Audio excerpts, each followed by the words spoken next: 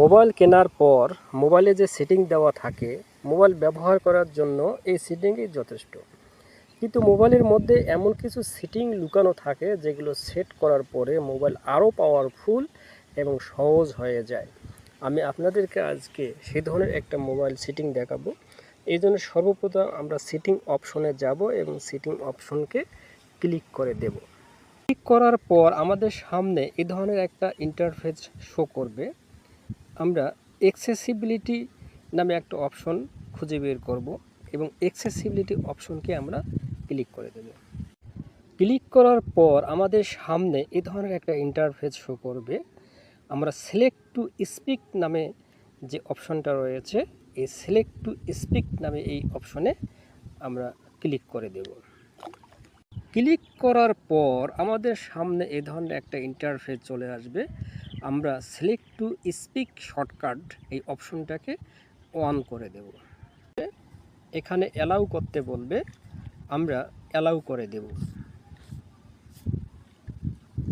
আমাদের সামনে এই ধরনের একটা ইন্টারফেস চলে আসবে। গট ইট নামে একটা অপশন থাকবে, আমরা এই গট ইট অপশনকে ক্লিক করে দেব। আমরা এখান থেকে ব্যাক হয়ে যাব এবং ম্যাগনিফিকেশন নামে একটা অপশন খুঁজে পাবো। এই ম্যাগনিফিকেশন অপশনে আমরা ক্লিক করে দেব। আমাদের সামনে এই ধরনের একটা ইন্টারফেস শো করবে, ম্যাগনিফিকেশন শর্টকাট। আমরা ম্যাগনিফিকেশন শর্টকাট অপশনে ক্লিক করে দেব।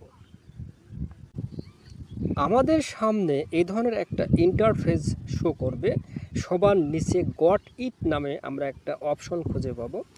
এই গট ইট অপশনে আমরা এবং স্ক্রল করে নিচের দিকে চলে যাব এবং নিচের দিকে আমরা একটা অপশন খুঁজে পাবো, ফ্ল্যাশ নোটিফিকেশন।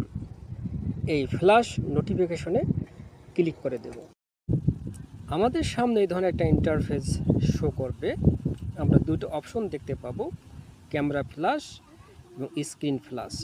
এই দুটাকে আমরা বন্ধ করে দেব।